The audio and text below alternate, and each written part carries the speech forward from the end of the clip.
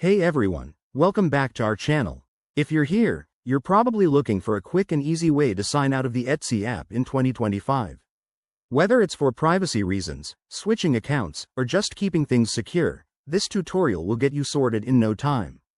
Let's dive right in. First, make sure you have the Etsy app open on your smartphone. You'll land on the home screen, filled with your favorite listings and recommendations. If you're logged in, that's perfect, we're ready to proceed. Next, locate your profile icon. In the 2025 version of the app, this is typically found in the bottom right corner for iOS users or the top left for Android. It might look like a silhouette of a person or your actual profile photo. Just tap it to enter your account settings. Once inside your profile, scroll down a bit until you see the Settings or Account option. This is usually represented by a gear icon. Tap on that to open the Settings menu. In the Settings menu, look for the Sign Out or Log Out button.